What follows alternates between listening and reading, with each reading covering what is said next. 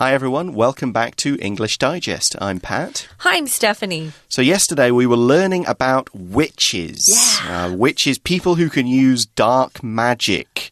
But not always. The idea of what we think of witches has changed a lot over the centuries. We learn that in the oldest days, kind of the furthest back before Christianity, witches weren't even called witches. They were just wise folk or cunning folk, people who knew a lot about folklore and herbs and how to remove curses and kind of acted like local doctors for villages. Yeah. That is a good description. They were like local doctors using natural medicine or alternative medicine, as we call it today.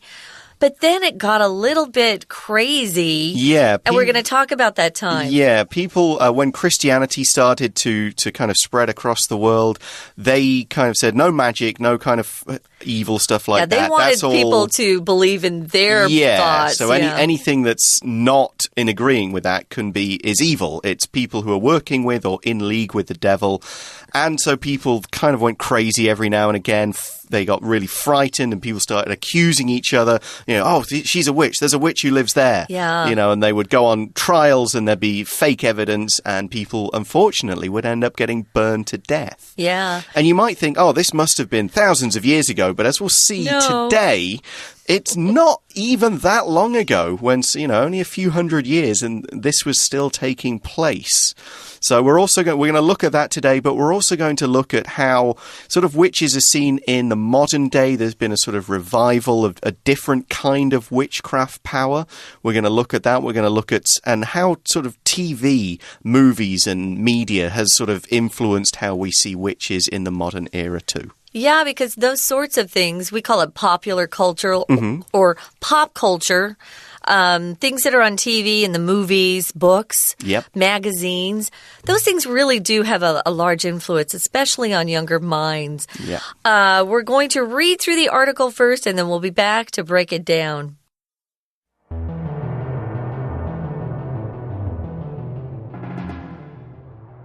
One of the most famous examples of mass hysteria concerning witches took place in and around Salem, Massachusetts, US, in 1692 and 1693.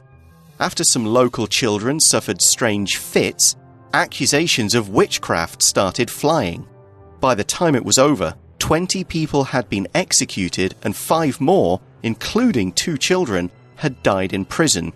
Proof of witchcraft included anything from the accused having a mole or another odd mark on their body to the possession of a pot of ointment assumed to be magical. By the end of the 18th century, the era of witch hunts was mostly over. Many countries made it illegal to accuse others of having magical powers. However, interest in witches has never gone away. They've become stock characters in stories, particularly fairy tales, and have leading roles in Hollywood movies such as Snow White and the Seven Dwarfs and The Wizard of Oz. The latter included good witches as well as wicked ones, and this brings witchcraft back to its original incarnation, the wise folk of pre-Christian Europe. In the 20th century, a Briton by the name of Gerald Gardner developed and introduced the Wicca movement, which combines pre-Christian religions and modern spiritualism. The word Wicca itself comes from Old English. Wicca and Wicci were terms for a magic-using man or woman. Wicca, also known as pagan witchcraft, involves rituals for casting magic spells as well as the use of the natural remedies that wise folk would have used.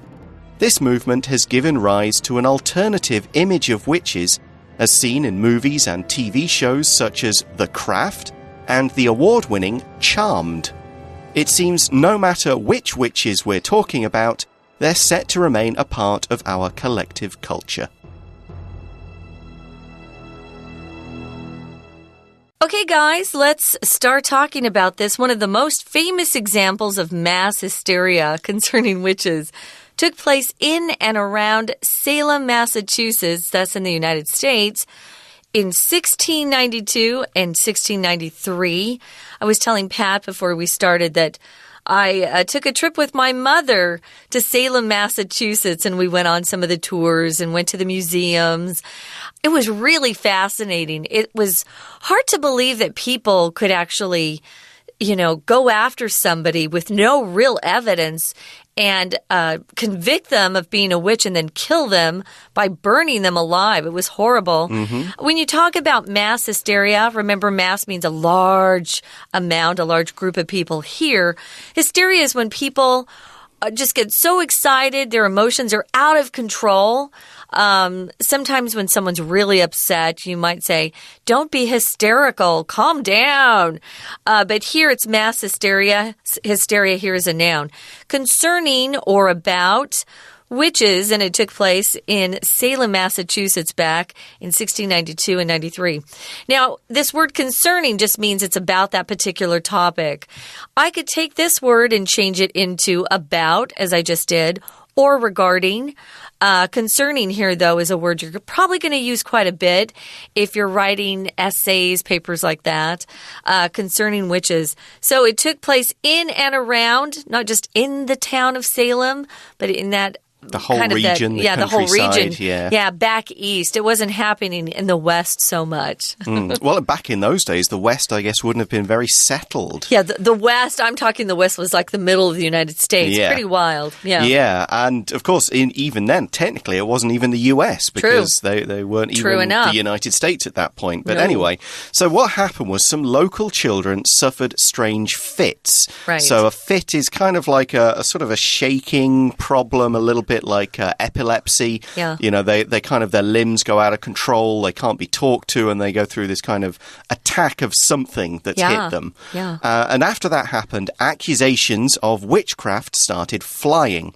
Here we use flying to mean they just kind of very quickly went back and forth and in every direction. Right. Somebody saw these children and said, okay, must be a witch. And then they point the finger at somebody and say, must be her. And then somebody else said, no, that's the witch. And it just spirals completely out of control. Wow. Well, look at this. By the time it was over, this particular period of mass hysteria, 20 people had been executed or killed because they'd been convicted as witches. And then 5 more, including 2 children, had died in prison.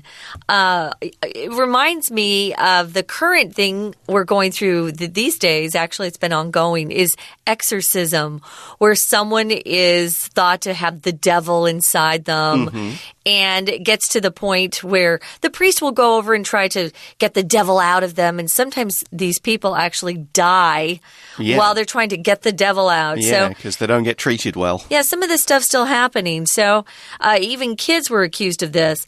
I have a nephew with epilepsy. If he'd lived back then, they would have thought he was a devil. He was having a fit. Yeah. There was some kind of demon inside devil him. Exactly. Possessed him, yeah. So there were these very famous, these Salem witch trials, and we see that they weren't exactly really good legal trials. No. We say proof here, but we put proof in quote marks to show that it wasn't really proof. That proof would not stand in a legal modern court. It was just what people said. As we see, it included anything from the accused means the person who is being accused, having a mole or some other mark on their bodies. Like, look, she's got a mole on her face, must be a witch. Now, a mole is just a little area of dark skin. It's usually a little bit raised, but it's certainly dark. It's just kind of like a brown spot on your body. And a lot of people have them. I've got one on my neck. I have moles, just a couple. On my arm. It's completely normal, but people in those days thought, those people that's a devil's mark. It's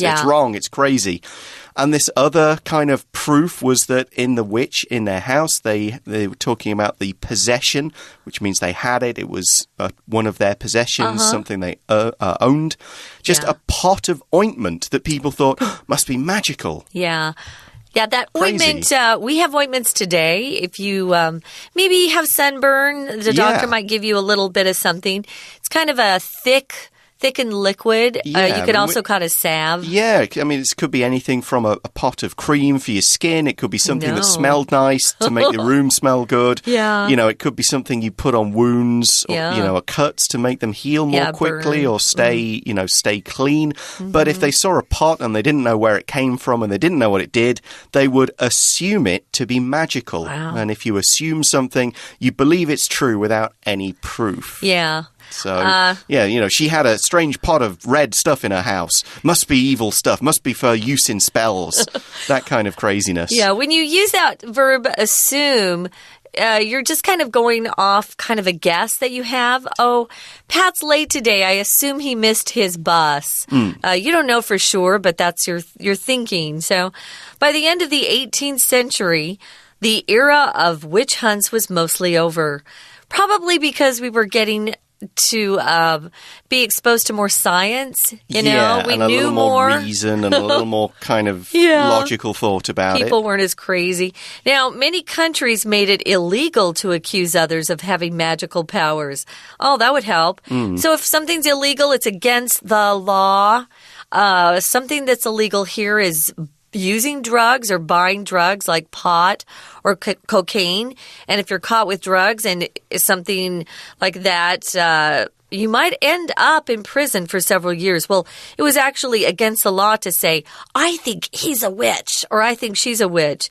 If you accuse, again, you point your finger at someone and you say they're guilty of doing something. Once you're accused, then you go into a court and you're tried for that thing. So these laws, they were a part of it as well because you could no longer go and accuse people of being a witch. That would actually get you in trouble. So that helped to kind of calm all that hysteria. And that ended the era of witch hunts. Good. Era just means a particular period of time. And we can tell it's distinct from the time that came before or after it. We can usually mark where it starts and where it ends. So we can mark the end of the era of witch hunts by the various laws that were passed that stop people from accusing other people of being witches and so on. So we could also talk about the Industrial Revolution being an era because new technologies being discovered and then sort of after another set of new technologies, whether it's steam, electricity, whatever happens to be it, these are different eras when this particular thing is like the main power source. Right. Something like that. So we're going to sort of move now into what the current era holds for witches, but just before that, we're going to take a short break and listen to our Chinese teacher. Hi everyone, my name is Jenny. 今天我们要继续来看女巫这个话题。好，女巫呢，在历史上，她以前跟现在角色跟定位都不太一样。那我们就说到了，这边有一个历史事件，这个集体恐慌发生在西元1692年到1693年之间，在美国的 Massachusetts。当时呢，因为有一些小孩子，然后呢发生了奇怪的病，结果呢就一堆人开始对女巫指控。那这边就提到这个不幸的事件 By the time it was over， 注意到 By the time用时间的介系词其实要很注意。像你用 by 表示一种截止线，换句话说，到什么时候为止？那这种集体恐慌到它结束的那时候，好，到那时候呢，画了截止线，后面接下来的主要句，你的动词时态就要小心，因为如果你谈一个动作的话，通常会习惯的用完成式，因为在那时候到那时候为止就已经怎么样了。好，像这边看到了 20 people had been executed， had been executed，这个就是一个完成式，它是过去完成，因为它的截止线讲的是历史上的那个事件到1693年那时候左右。好，注意时态的变化。再来呢，下面还有一个也是印证了这个完成式，就是接下来那边提到including 2 children had died in prison， 这个 had died 也是一个过去完成式。那后面又继续说了当时所谓的证据是什么？证据就是像从被告人身上他长痣，说这是一种证据吗？到你说他呢有一罐那个具有魔力的药膏，这也是证据。好，我们看到这些当然现在看起来是很可笑的，不过他后面继续说了，到18世纪的时候又怎么样？那我们看到这边又有一个 by the end of the 18th century， 看到 by 这个截止线，可是要注意的是，如果你用这个截止线，但是你后面的句子里面呢不是在谈动作，而是一个静态的描述，纯粹讲 be 动词，那就不一定要用完成了，其实过去就用过去，所以这里是 was mostly over。不过呢到了18世纪，我们知道有很多国家开始认为这样子去指控别人有魔力，说她是女巫而把她处死，这是违法的。 We're going to take a quick break. Stay tuned. We'll be right back.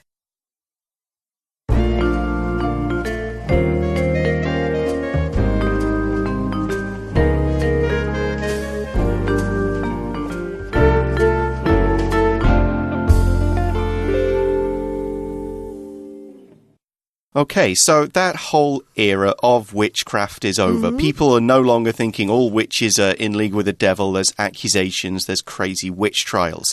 However, as the article says, interest in witches has never gone away. No, it's fascinating.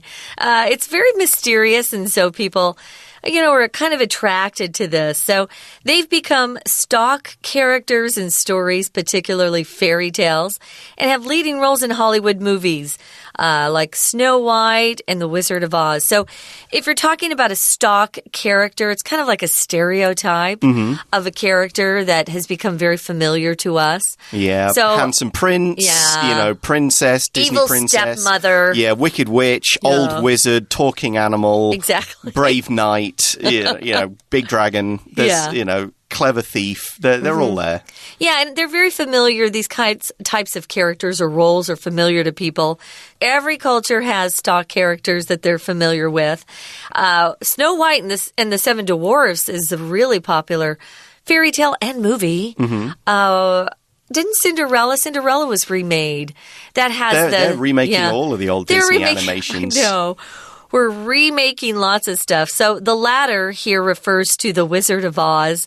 The latter included good witches as well as wicked witches. There was the good witch was the Wicked Witch of the East. East and West were wicked, North and South were good. Oh, good memory.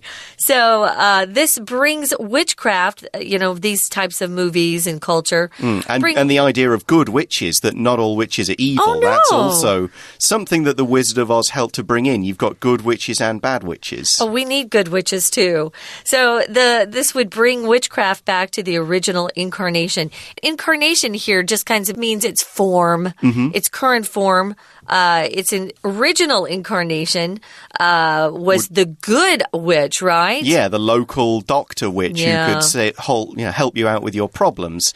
So that's what we mean by original, the first, the earliest, the kind of starter. And yesterday we talked about the first kind of witches were these wise folk. And so the idea of having good witches kind of brings us back through the devil-worshipping witches and the Hollywood witches to this idea that witches are good people who know some herb lore and know a few other things about the spirit and can kind of help you with some problems. Yeah. So this original incarnation basically means what witches were like right at the start, what people thought of them and what they believe witches to be right at the start. And as we see in the article, it says the wise folk of pre-Christian Europe. So that's Europe before Christianity spread across it from the south. Right. So if you're talking about something original, the first thing that comes to mind is Krispy Kreme donuts for me. They have the original flavor. And that's exactly how they translate it in the Chinese Yuan Wei, So original, you can use that when you're talking about the first version or type of something. Yeah, without anything special added. Yeah. So in the 20th century, we've got a Briton here like Pat, whose name was Gerald Gardner. And he developed and introduced the Wicca movement. If it's a movement, it's a social movement where someone's, got some ideas that he wants to really spread, basically. Spread around, get a lot of people to follow. Get people interested in it, yeah. So this Wicca movement combined pre-Christian religions and modern spiritualism together. This was the Wicca movement. Exactly. And I will note here, Briton, B-R-I-T-O-N, that's the demonym, we call it, for people from Britain. People sometimes say, I've heard in Taiwan, they say he's a British, which is not correct. Yeah, they should say he is a Briton, which is he's a Briton. We say Britain. Or just a Brit. I always say Brit. In fact, when I heard British, and it was here in Taiwan, I thought, did they say that? So now we know. Don't call someone a British. Yeah, you can say he's a Brit, he's a Briton, he's from Britain, he's whatever, but we don't say he is a British. The spelling's interesting, too. So this is the guy that we can thank for the Wicca movement. I didn't know that the movement had a name. I just had heard of people combining these things. So tell us what you learned. Well, I found out that the word Wicca does come from Old English. And I may not be pronouncing these right because I don't know Old English, but Wicca, and I'm saying wiki, it could be Wicca. I don't really know how it's supposed to be said. But Wicca and wiki were terms or names for a magic-using man or woman. So Old English is the language that was spoken in England a long, long time ago. And we don't have recordings, obviously. No, if you want, you can see it in very old books and stuff, and a few very old sources. Chaucer is got a little bit of Old English, but you probably have to go back even earlier. Hard to understand, though. Yeah, his is more like Middle English. It's based on some Germanic languages as well, from German parts of Europe, so it looks quite unfamiliar, but basically those were just names for magic-using people, and so Wicca becomes the name for this new movement. It's also known as pagan witchcraft. Pagan is basically any religion that comes before Christianity. So any kind of collection of folk beliefs. We could talk about the Greek gods and the Norse gods. They were pagan beliefs. They were before Christian. And so Wicca involves that kind of thing, sort of these older spirits. And, the sun is a god, the moon is a goddess kind of thing.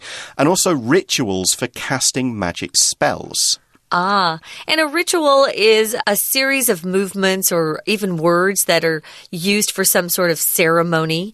I will also use it for things that are beside spiritual things like that. We'll use it to say, I have a morning ritual. I get up at 6, I go exercise, I eat the same thing every day.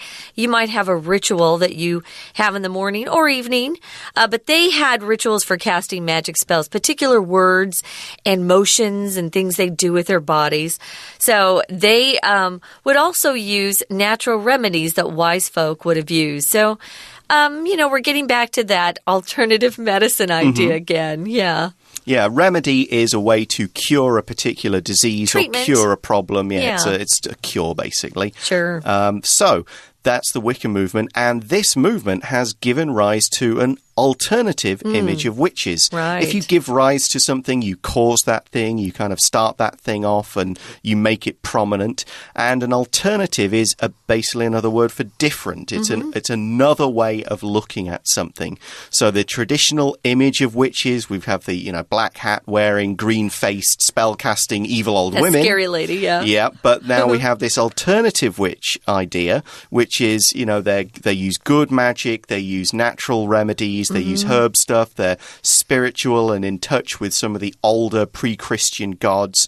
And we have seen some of these ideas in movies and TV shows. And we mention a couple here, The Craft, which was a movie, and a TV show, the award-winning Charmed, which is about a group of young, quite pretty witches who saved the world from various evil old forces. Yeah, that was pretty popular.